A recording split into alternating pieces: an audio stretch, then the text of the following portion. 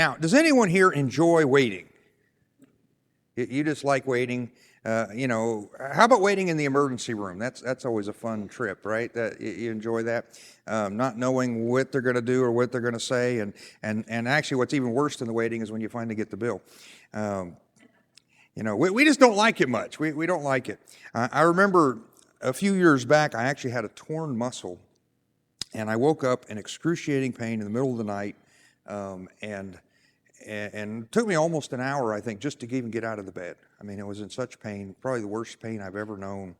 And I did finally get up. I tried a shower. I tried some deep heating rub. I tried some Tylenol. Nothing seemed to help, so I drove myself to the ER, which probably wasn't the best idea to drive yourself in that situation. But it was the middle of the night. I didn't want to bother anybody.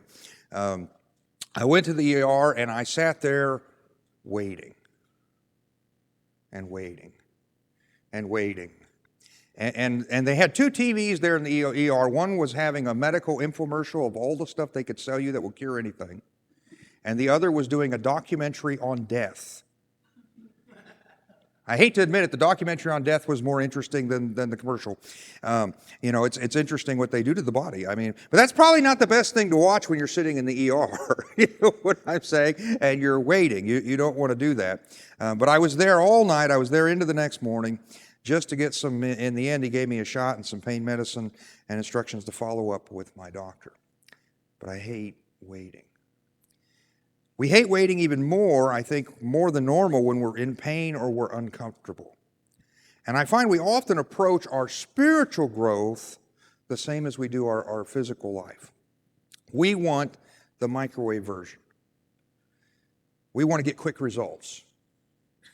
It's like the person who wants God to give them patience and they want Him to give it to them right now. Amen. Right? That's how we want. But God seems to prefer, rather than using the microwave approach, He seems to prefer the crock pot. He likes to do things slow, careful, methodically. He's willing to take a long time to do something if that's what it takes for it to be done right. Now, I'm not saying God can't do things quickly, because there are times where God did things very quickly, but He's willing to take His time to make sure it's done right. And for us, being conformed to the image of Christ, this means we don't necessarily get the luxury of instantaneous spiritual growth, but rather day by day building of a Christ-like character in us through the Holy Spirit working in our lives. Not shielding us just from all life's difficulties. Wouldn't that be nice? I mean, I became a Christian, I got no more problems. That'd be wonderful, wouldn't it? But that's not what God does. Instead, He uses those difficulties to make us more like Jesus, to work in our lives. Now, this is a hard sell for many modern American Christians. I think we've adopted the world's way of wanting everything instant. We want everything now. We want same-day delivery. I mean, that's what we want. And we want painless progress. You know, I mean, let's be honest. We all want to lose weight just so long as we don't have to diet and exercise. Right? That's what we want. We want to be healthy just so long as I don't have to eat healthy. You know, I want to eat pizza and chocolate and look great and be healthy. We all want great customer service so long as we can get it at discount prices. And so on. I mean, that's our attitude, our nature. And I think in the church this often translates into we want the power of the resurrection without having to bear the agony of the cross. But see, it doesn't work that way. It doesn't work that way. Today we're going to look in the life of Joseph. And I believe we're going to see a young man that God is preparing for his mission. God's going to do great things in Joseph's life. But Joseph wants that process to just hurry up a little bit. Okay? He wants to get on with it. God's plan is taking longer than he wanted. Maybe you've been there. Maybe you've been in life where you feel like life is moving too slow and God's plan is taking longer than you want. We're going to look at Joseph being there today. Now, we'll pick up in Genesis chapter 40, verse 1, and see this chapter of Joseph's story. It says this. After this, and by the way, let me give you this before we dive in, just for those who might have missed any of the last 2 weeks. Joseph was a young man from Israel. His brothers sold him into slavery. They were jealous of him. Dad liked him best, so they got him out of the picture. They sold him into slavery. He wound up as a slave in Egypt and then got falsely accused of a crime he didn't commit, and so wound up in prison for that crime, even though he had done nothing wrong. And so that's where we pick up here in Genesis chapter 40. It says, after this, the king of Egypt's cupbearer and baker offended their master, the king of Egypt. Pharaoh was angry with his two officers, the chief cupbearer and the chief baker, and he put them in the custody in the house of the captain of the guards in the prison where Joseph was confined. The captain of the guards assigned Joseph to them as their personal attendant, and they were in custody for some time. The king of Egypt's cupbearer and baker, who were confined in the prison, each had a dream. Both had a dream on the same night, and each dream had its own meaning. When Joseph came to them in the morning, he saw that they looked distraught. So he asked Pharaoh's officers who were in custody with him in his master's house, "Why do you look so sad today?" "We had dreams," they said to him, "but there is no one to interpret them." Then Joseph said to them, "Don't interpretations belong to God? Tell me your dreams." So the chief cupbearer told his dream to Joseph. "In my dream there was a vine in front of me, and on the vine were 3 branches. As soon as it budded, its blossoms came out, and its clusters ripened into grapes. Pharaoh's cup was in my hand, and I took the grapes and squeezed them into Pharaoh's cup and placed the cup in Pharaoh's hand." "This is its interpretation," Joseph said to him. "The 3 branches are 3 days. In just 3 days, Pharaoh will lift up your head and restore you to your position. You will put Pharaoh's cup in his hand the way you used to when you were his cupbearer. But when all goes well for you, remember that I was with you. Please show kindness to me in mentioning me to Pharaoh and get me out of this prison. For I was kidnapped from the land of the Hebrews, and even here I have done nothing that they should put me in the dungeon." When the chief baker saw that the interpretation was positive, he said to Joseph, "I also had a dream. 3 baskets of white bread were on my head.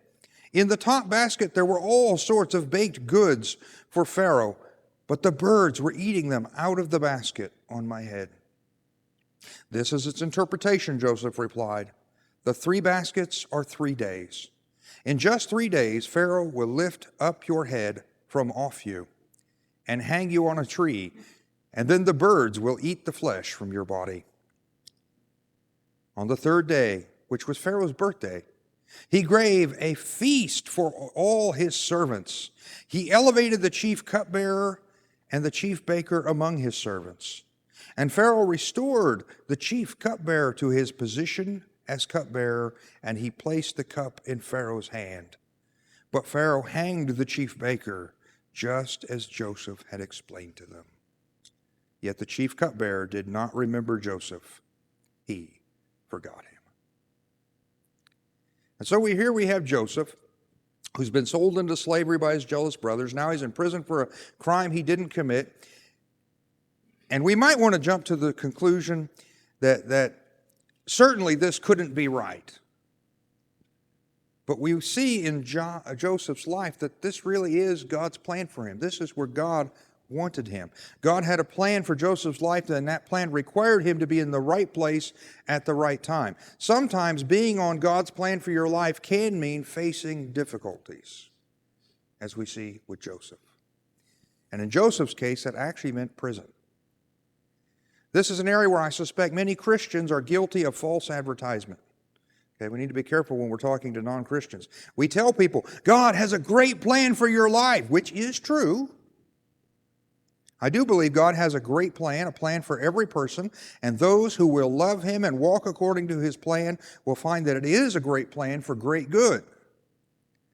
However, when we say that, when we say to people, God has a great plan for your life, they often think this means my life will be easy and the kind of life I've always wanted. And that's not true.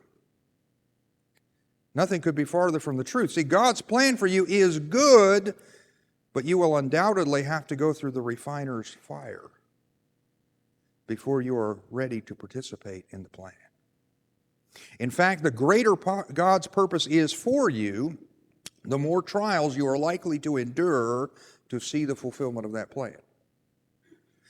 A.W. Tozer said this. He said, God never uses anyone greatly until he tests them deeply. God had a great plan for Joseph, but as a result, he was going through a great test. See, I think that's where Joseph was. He was in the Lord's refining fire. Now, as far as I can tell, there's really two dynamics that make this happen when you're waiting on God's plan. The first one is God's working on you. God's working on you. When you're waiting, when you find yourself, as a believer in Christ, you find yourself in a discomforting situation, you're waiting and you're saying, I wish God would get on with it, I wish God would do something in my life. What's usually happening is God is developing a Christ-like character in you. See, I said we all want patience and we want it right now, but the Bible tells us that it's tribulation that develops patience. It's hard times that make you strong, not getting everything right away. So the first thing when God has you in that waiting place is the Lord is working on you. The second thing, though, is sometimes the Lord is putting everything into position for his plan for your life. Sometimes we wait, not because necessarily we've done anything wrong, but it's just not God's time yet. In fact, we see this in Jesus. There's several times in the New Testament where he tells someone, well, it's not time yet. It's not the right time yet. God's plan involves more than just us. God's plan for our life is not just about me or just about you. It's a plan for how he will do good through us in the world. And so timing can be very important. So I suspect Joseph was probably experiencing these dynamics while he was waiting in prison. Well, what did he do while waiting? He served faithfully. And that's what we should do. If you are in a place waiting for God to do something in your life, do what waiters do. Serve. Serve. Joseph served faithfully. This service humbles ourselves, it humbles us before God so that he can work out in us the process of becoming like Jesus. And by the way, you'll find Jesus every step of the way on his way to the cross. He was serving. He was caring for the people that were around him. Joseph served faithfully here in the prison. And one day, while he's there in the prison, two new prisoners arrived. They were Pharaoh's cupbearer and baker. Now, you should know that these were important, trusted jobs. Okay, the person who actually served Pharaoh's cup and brought him his drinks, and the baker who made his food, these were important and trusted jobs in the ancient world, and really up until the modern world. Poisoning was a major means of eliminating political opponents, and so they guarded their food carefully. If you were next in line to be Pharaoh and you wanted to get rid of the old one, you poison him. I mean, that's how you get to be up next. You read any of the old literature with kings and stuff, this was a common thing. So people responsible for the king's food had to be very trustworthy. The cupbearer in particular likely had the job of not only watching over Pharaoh's drinks for safety, but he was likely also the taste tester. Okay? He had to taste it first to make sure it wasn't poisoned, which gave him very good motivation to make sure it was safe. I mean, that's how they ran things in the ancient world. And Pharaoh, being mad at these two officials, could indicate that he thought someone was trying to poison him. Now, maybe he was, maybe not. Maybe he just wasn't happy with the quality of food. You know, you burnt the biscuits, off to prison you go. I mean, that could be with Pharaoh. You never know. It's hard to say. But for some reason, these two individuals he was angry with. He was offended at. And the ancient Egyptians did have laws, and they did have a justice system. But at the end of the day, understand the ultimate authority was Pharaoh. If you were to take the president, the Congress, and the Supreme Court and roll them all into one person, that's what Pharaoh would be like. He had all power in one person. His word was law, and he had thrown these two servants in the dungeon. But God was using these circumstances and made Joseph their personal attendant while he was there in the prison. Wouldn't you know? Just happened to land in Joseph's area. And remember, this prison was the prison where the king's prisoners were kept. So the people there were either guilty of crimes that warranted Pharaoh's attention. I mean, they were serious criminals, or they were political prisoners. In this case, I'd probably put them in the political prisoner category. Joseph had the job of taking care of them, which probably means he personally brought them their meals. He's the one who made sure they didn't get poisoned. The Bible tells us that they were there for some time. It doesn't tell us how long that is. Now time's kind of a relative concept. I don't know about you. If I were thrown in an Egyptian prison, a dungeon, a full day, that's a long time to me. So, but it says they were there for some time. They were there for a while. We don't know how long it is. My guess longer than that, but long enough for Joseph to get to know them. And one day he walks in, he goes in to wait on them in their cell, and they're both just distraught. And Joseph asks, "Why do you look so sad today?" And, to me at first this seems an odd question. I mean, maybe because I'm sitting in the dungeon of an Egyptian prison? I mean, I got a reason to be sad today. But I think really a closer look at the question, Joseph's actually noticing that this day is different from all the others. Something is different. I mean, they've probably not been happy the whole time they've been there. They're probably worried, what is Pharaoh going to do to us? But in this particular day, they're abnormally distraught. And the reason for that is they both had dreams, and there's no one to interpret them. They don't have access to the wise men of Pharaoh's court. They can't go to the priest in the temple and say, "What does this dream mean?" They're stuck there in their cell, and they've had these dreams, and they don't know what to make of it. The fact that they both had similar dreams on the same night, and that Joseph just happened to be the one who was there to talk to them about their dreams, shows how God was working everything out to put them in the right place at the right time. Joseph was a person who had had prophetic dreams and who seems to be able to interpret those dreams. He understands what they mean. Not everyone does. It's a part of the wisdom that God had given him, and we see that Joseph was a very wise man. So he encourages these men to tell their dreams, and the cupbearer went first. Let's look again at the cupbearer's dream, beginning in verse 9. So the chief cupbearer told his dream to Joseph. "In my dream, there was a vine in front of me, and on the vine there were 3 branches. As soon as it budded, its blossoms came out, and its clusters ripened into grapes. Pharaoh's cup was in my hand, and I took the grapes, squeezed them into Pharaoh's cup." You want to talk fresh squeezed juice right there, okay. Squeezed them into Pharaoh's cup and placed the cup in Pharaoh's hand. He has this dream of doing his job. Verse 12, "This is the interpretation," Joseph said to him. "The 3 branches are 3 days. In just 3 days, Pharaoh will lift up your head and restore you to your position. You will put Pharaoh's cup in his hand the way you used to when you were his cupbearer." Joseph hears the dream, and he easily interprets it. There's something to a pattern of the dreams we see that contain numbers. Those usually represent a number. Okay, somebody can't follow me here. If you see a pattern in these dreams in the Bible where it has a certain number of things, it represents a certain number of things. And so there's kind of a logic flow to that. In this case, Joseph interprets those 3 items to represent time. There's 3 vines, 3 clusters. It represents 3 days. 3 branches represented the 3 days.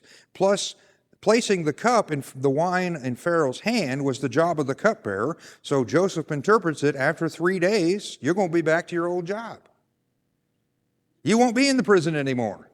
You're going back to your own job. In fact, Joseph was so happy to tell him the good news, he takes the opportunity to appeal for his own freedom. Look at verse 14, because Joseph, he accepts this as what God's going to do. Verse 14, "But when all goes well for you," Joseph says, "when all goes well for you, remember that I was with you." I'm the one here in the cell telling you what's happening. I'm the one giving you comfort and serving you and giving you the prophecy. "So please," he continues on, "please show kindness to me by mentioning me to Pharaoh and get me out of this prison. For I was kidnapped from the land of the Hebrews, and even here I have done nothing that they should put me in a dungeon." See, Joseph's done nothing wrong, and he wants out of that prison. And here is Pharaoh's cupbearer, someone who has access to Pharaoh. Pharaoh has the ability to pardon. He's like the Supreme Court. He has the final word.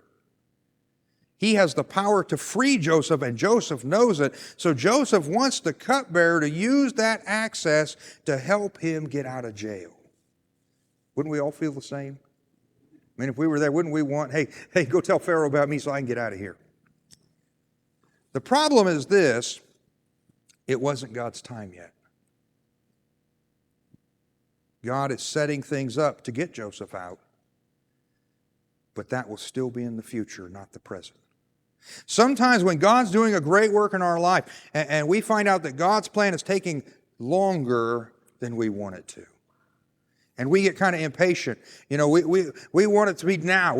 I don't like this discomfort. I don't like being in this jail cell. I want out. But what we have to do is be patient and stay faithful. And remember, God does not forget his people. Well, Joseph gave this interpretation to the cupbearer, so the baker went next. Verse 16. When the chief baker saw the interpretation was positive, oh, that dream was good, I like the answer, he said to Joseph, I also had a dream. 3 baskets of white bread were on my head. In the top basket were all sorts of baked goods for Pharaoh, but the birds were eating them out of the basket on my head. This is the interpretation, Joseph replied. The 3 baskets are 3 days. In just 3 days, Pharaoh will lift up your head from off you and hang you on a tree. Then the birds will eat the flesh from your body. We see the same concept of time in this dream as we see in the other, the same representation of 3 days. However, the rest of the dream is dramatically different. In the cupbearer's dream, he's basically doing his job, preparing drinks for Pharaoh, and Joseph interprets that to mean you're going to get back to work. The baker, however, did not have the job of feeding the birds. That's not his job. How do you think Pharaoh would feel about the birds eating his best pastries? Not so good. How should the baker feel if the birds are eating the items he worked hard to make? I mean, he's done all this baking, and then the birds come eat it. Not so good. Now, something we in the modern world, I think, probably miss in a lot of biblical literature is that birds are generally considered evil in the Bible. And whenever you're looking at parables or dreams, and most of the ancient world looked at them that way. They're noisy, they're messy. Think pigeons, okay, or seagulls, okay? I mean, think along those lines. They're noisy, and they're thieves. They come and steal your food. They eat your produce. I mean, why do they put scarecrows in the field? To scare away birds. I mean, that's the thing. You don't want them eating your food. In fact, years ago, when I was still a young boy, my parents planted an apricot tree and a plum tree in their front yard. And year after year, we did not get any fruit off those trees. Now, the trees were healthy. They grew fruit every year. They watered the trees, but the birds ate it all. The birds ate it all. We tried several things to scare the birds away. I even, as a kid, I even put my rubber snakes, I had, those rubber snakes you get at the store, put those up in the tree, see if it scare away didn't work. The birds ate all the fruit. Stole it all. So in the ancient world, this is how birds were generally thought of, as these scavengers. We tend to think of them more positively. So when you see birds in a dream or a parable, just kind of start with the assumption that it could have a negative connotation. In the baker's case, the birds were eating the items he had baked from the baskets on top of his head, and the 3 days meant it was going to be 3 days later he was going to be eaten by the birds, and his life was over. His job was gone. Pharaoh's going to have him killed. Apparently, whatever Pharaoh was angry over, the reason he threw these 2 in prison, he was going to decide that it was the baker's fault. He gets the rap, not the cupbearer. So the baker would be punished and the cupbearer restored. You'll notice that Joseph doesn't ask the baker to remember him. Hey, when you see Pharaoh, mention me. No, there's none of that, okay? It's just the cupbearer. The cupbearer, remember me. It's also interesting to note that Pharaoh did this at his birthday party. This is the first mention that I'm aware of a birthday party in the Bible. There's only one other mention that I know of, and that's with King Herod. So the baker is executed at Pharaoh's birthday party, and at King Herod's birthday party, John the Baptist gets his head cut off. Birthday parties in the ancient world were a little different than ours. Might be a little more, you might be nervous about being on the guest list at an ancient birthday party, you know what I'm saying? They don't have a whole lot of that. But hey, they didn't have pin the tail on the donkey. They didn't have piñatas. What are you going to do? I mean, And so we do find this dynamic. But in verse 20, let's pick up in Genesis 40, verse 20. It says, on that third day, which was Pharaoh's birthday, he gave a feast for his servants, and he elevated the chief cupbearer and the chief baker among his servants. He brought them to the center. He put them in front of everyone to see. He elevated them. Verse 21, Pharaoh restored the chief cupbearer to his position as cupbearer and placed the cup in Pharaoh's hand. But Pharaoh hanged the chief baker, just as Joseph had explained to them. Pharaoh throws this party for his servants on his birthday. And that party makes an example of these two men, his servants, who've been in prison. Now understand, all the guests are his servants, the guys who wait on him. He takes these two and puts them there in the center. And one he elevates to his position, and the other he has executed. We don't know what they had done wrong, or even if they'd done anything wrong. The truth is that Pharaoh had complete control over their lives, for good and for evil. He clearly wanted to show this dynamic to them, to everyone who served him. He wanted to motivate them. I am Pharaoh. I can have a party for you if I want to. I can promote you to your job if I want to. I can have you hanged and fed to the birds if I want to. He's Pharaoh. He's all powerful to them. And I think he's making this point. Now, Joseph had correctly interpreted the dreams of these two men, and he had hoped this would be the moment he was finally freed from prison. Finally get out. The moment when God's plans for his life moved forward from the dungeon to the palace. But see, it wasn't God's timing yet. It wasn't God's timing yet. Verse 23, after all this has happened, it says, yet the chief cupbearer did not remember Joseph. He forgot him. Oh, how quickly they forget. Have you ever felt that way? You ever been forgotten? Maybe someone you helped them, but when it was time for you to need help, they were nowhere to be found. Maybe you felt like life was just leaving you behind. The world's going on and I'm stuck here, trapped. See, I think that's where Joseph was.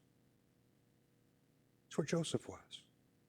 He knew God had a plan for his life. God had shown him it, and he just wanted to get on with it. Let's get to the good part.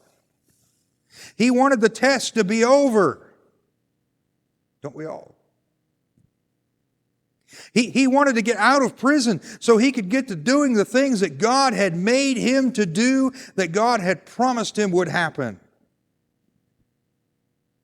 Have you been there? Have you been there in life where you just wanted to get things going? Have you been in a place where you knew God had a plan for you, but it's taking longer for things to unfold than you want them to? It's kind of like when you're counting down to Christmas as a kid. I mean, you know it's coming, but you just want it to get here. What do you do when you're in that situation? Well, the answer is you wait. You wait. Guys, I've been through a lot of Christmas mornings all the way from the time I was real little, and no matter how badly I wanted them to hurry up and get there, they still didn't get there till the 25th. You had to wait till it was the right time. You had to wait.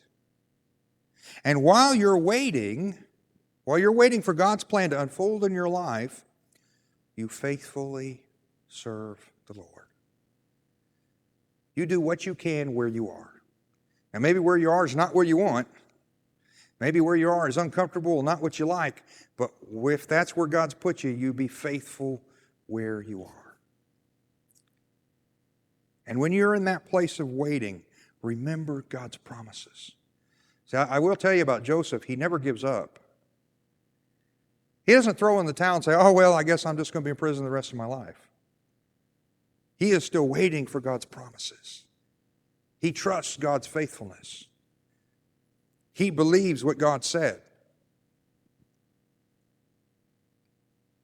Keep believing that God lifts up those who humble themselves before Him as He promised. But He does it at the right time.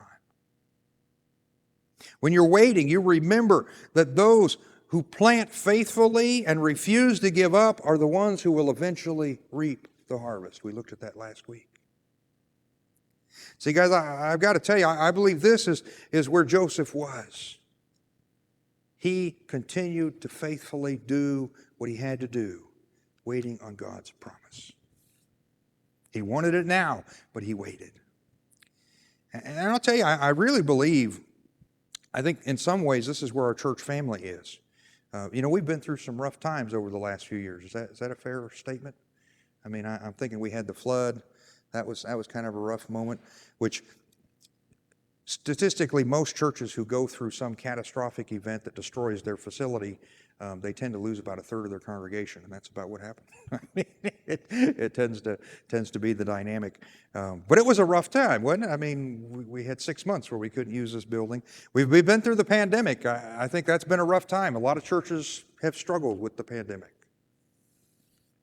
In fact, some churches haven't made it through the pandemic. And I know in our church history we've been through other rough times. But God has been faithful. God has been faithful to provide. No matter what we went through, He saw us through it. He kept us going. He's provided what we needed to see us through. And so we have the obligation to be faithful in return. Keep sowing and wait for the harvest. Keep on trusting. Keep on faithfully serving. Keep on doing what God has called us to do, and let Him lift us up at the right time. Maybe in your life, are there times that you are having to wait to see what God will do next? Do you have that? See, if you're in that place, we know from God's Word the object is to be humble ourselves before God, and be faithful, so that like Joseph, when the time is right, God will lift us up. Now, guys, that requires faith.